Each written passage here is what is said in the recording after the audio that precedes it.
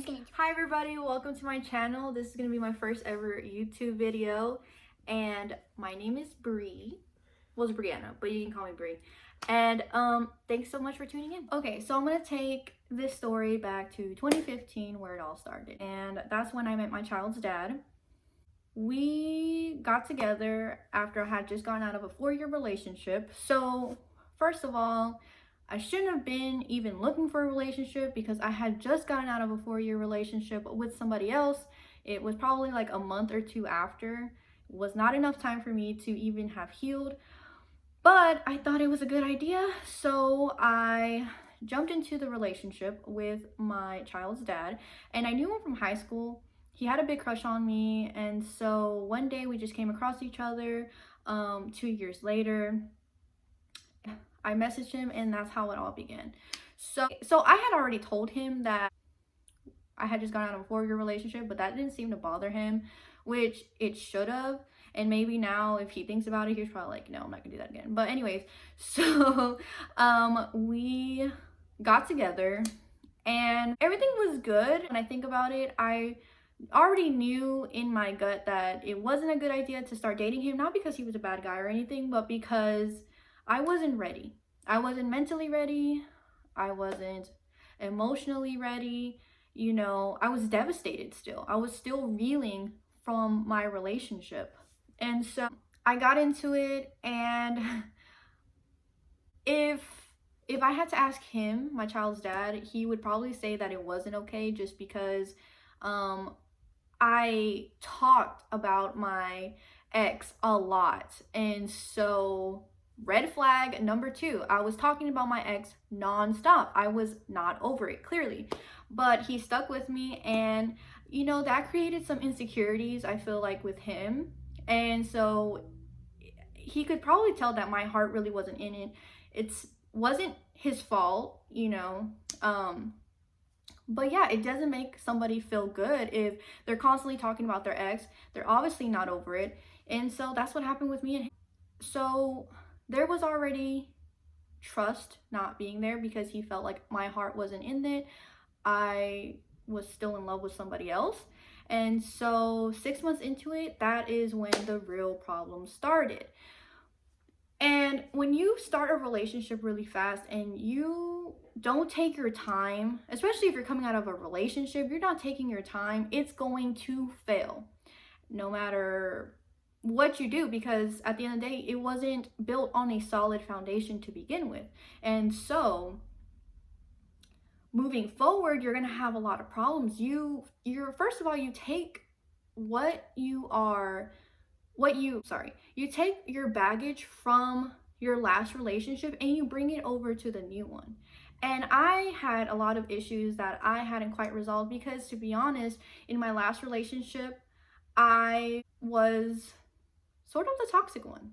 And so I brought those toxic traits because my ex, he let me do whatever I wanted. I ran him over.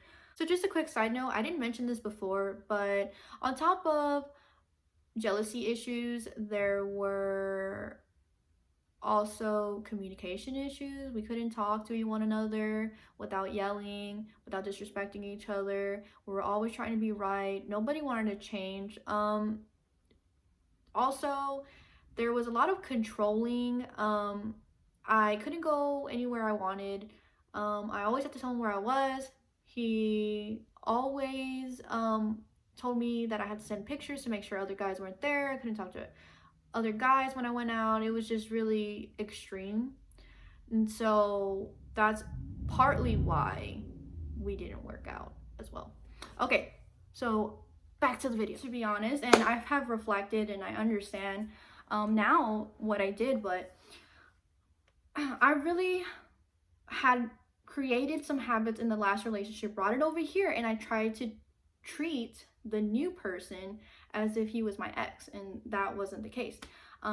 My boyfriend at the time, my child's dad, he was a lot more jealous. He didn't really trust me at all, and it wasn't because I had cheated on him or anything like that, but it was just simply because think I was flirtatious, and to be honest with you, I was a flirtatious person. I used to be with my ex and I would be flirting, and wouldn't even think anything of it. I was just like, oh, well, I'm not cheating on him. And now I know. I mean, I was from 16 to 20 years old.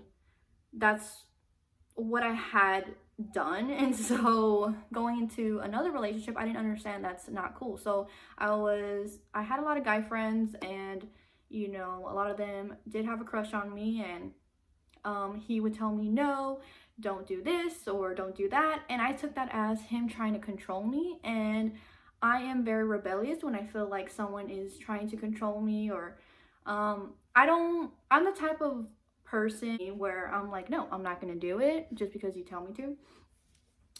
And so we started butting heads, and our relationship started going downhill because of all of those things. And what is a relationship without trust? And so we didn't have any.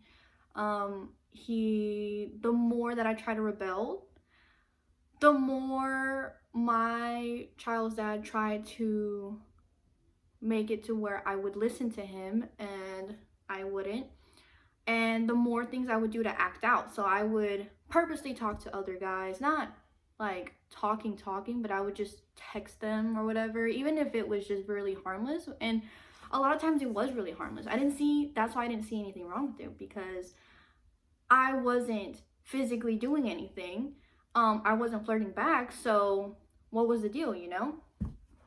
And so I had to understand that I wasn't making him comfortable. These guys liked me and I was entertaining it. So yeah, the more he told me no, the more I did it, and the cycle continued. And I was really mean. I would in the beginning, when we would argue, he would never call me out my name. He would never yell at me or anything like that. And I would yell. I would be the first one to yell. I'd be the first one to call him names. And I take full responsibility for what I did in that relationship. And so we started breaking up. And when we started breaking up, we couldn't stop. We broke up every other week, if not every other day. And this went on for 4 years. 4 years. And in between that, we ended up pregnant, and I had my son Grayson, which is a whole nother ball game, a whole nother story to tell. But when you have a child, it adds on to the problems that you already have. It's not about you and your partner anymore. So if y'all are not on a solid foundation and you bring a child into the mix, it's gonna make things even worse. It's gonna crack the foundation even worse. And it was miserable. He was miserable, I was miserable, but we couldn't let go. And we were constantly back and forth. We were disrespecting each other. We were being abusive to one another, and it wasn't healthy at all. And I was crying most of the time. And during my pregnancy, it got pretty rocky, got worse. And I just wouldn't wish that type of relationship on anybody, because I know how much it hurts when you love someone so much and you're trying to make it work. There is no way to make it work if both people are not in it, they're not willing to change. And that was the case for both of us.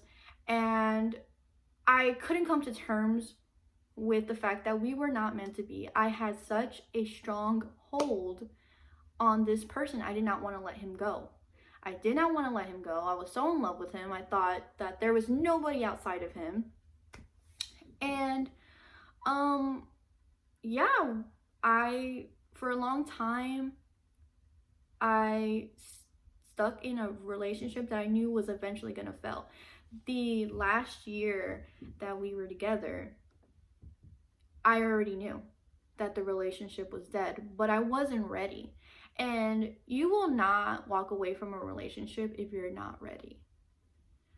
You will know, boys or girls, women, men, doesn't matter. You will know when it's time to let go. And if you let go before you're ready, it's going to be so much harder. And so I can't even tell you what the final straw was. We were really broken by the time it ended.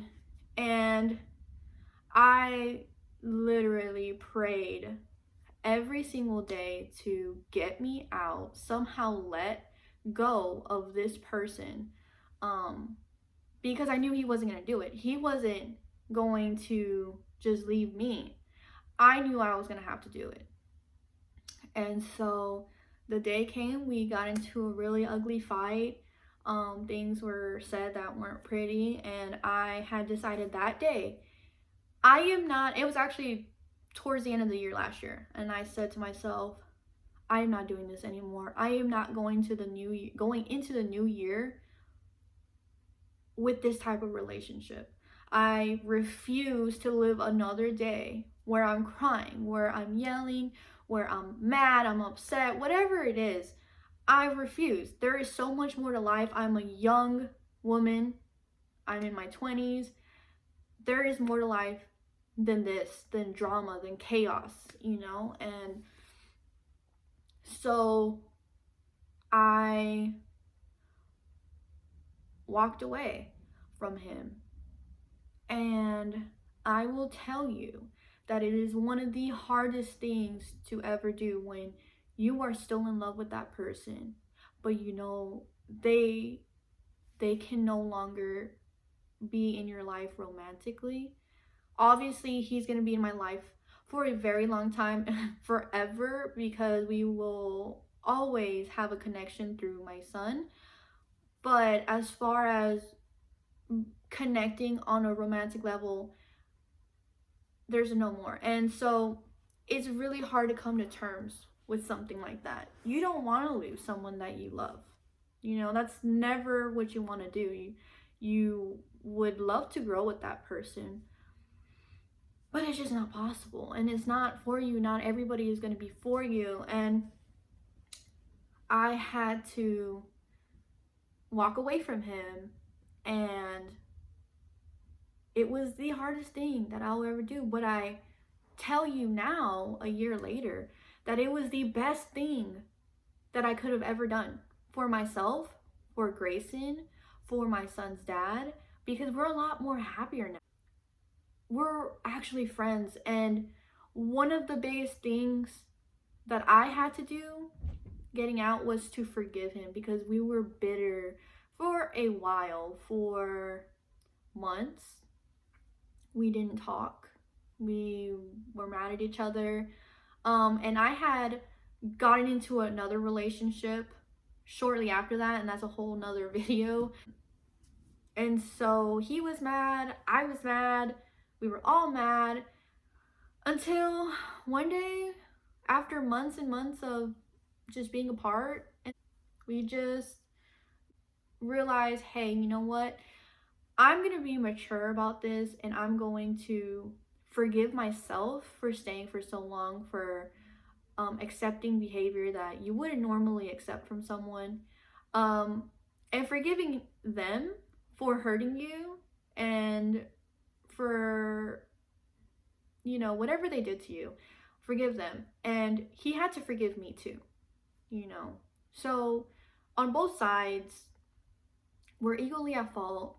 We equally had to forgive each other and come to a place of understanding, and we're in such a good place. And I tell you, for anybody that is currently in a bad relationship and you are accepting behavior that you shouldn't be accepting, please get out. You will be so much happier. You will feel free. And there's no chaos. It's weird. I'm going to tell you that it's going to be weird. I know a lot of people don't want to be alone.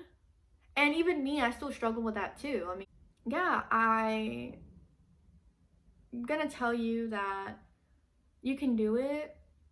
You deserve somebody that is going to love you the way you want, is going to make your days happy, and it's normal for it not to be chaotic. And I know that it gets addicting. That type of relationship, that push pull relationship, it gets addicting because you have lows and you always keep trying to get to that high or that good place, but um you have to realize that, especially if you have children, that you cannot bring them into that type of relationship. You don't want to model that to your kids. And I believe the reason why I got into that type of relationship, so growing up, I saw that from my parents. Um, my parents were married 20 years. They're not together anymore, but they had a very chaotic relationship.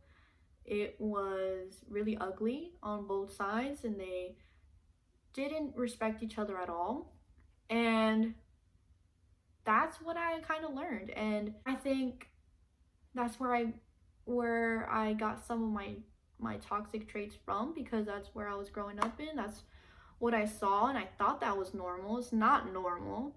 But my mom and dad actually ended their relationship first, and I saw that they could do it after 20 years. And I was only in a relationship for 4 years, and I was like, okay, you know what? I'm gonna do it. If my parents can do it after 20 years of being together, I can do it. And I don't have to live like this anymore. I don't want to live like this. I don't want my son to think it's okay. I don't want him to go to the next, to when he starts dating, they're back and forth all the time at each other's throats, because that's not love. You know? Um you don't you do not disrespect somebody that you love. You do not hurt somebody that you love constantly. Obviously, we're all human and we're going to make mistakes. You obviously, there's going to be problems, and there has to be forgiveness and a certain type of maturity, so that way y'all can work through the problems. But it's not going to be every single day that y'all are fighting to stay together, and you shouldn't have to force it. And that's what I did. I was forcing it because I didn't want to let go. And so, but I just want to let y'all know that I am happy, I am thriving, my son is good, my child's dad is good, we're all doing good, everybody's in a good place. In fact, me and my son's dad have the best, like, we have a great relationship, and it's better than anything we've ever experienced with each other. I'm really proud of my son's dad for also being able to mature and support me, and I support him, and we just want each other to be happy and find somebody that is going to love us properly. And but for now, we are, we're co-parenting, we're figuring out how to be parents, young parents. And yeah, so thank you so much for watching. I hope you like this video. I will be posting another video, I'm not sure when, but thanks so much. Bye.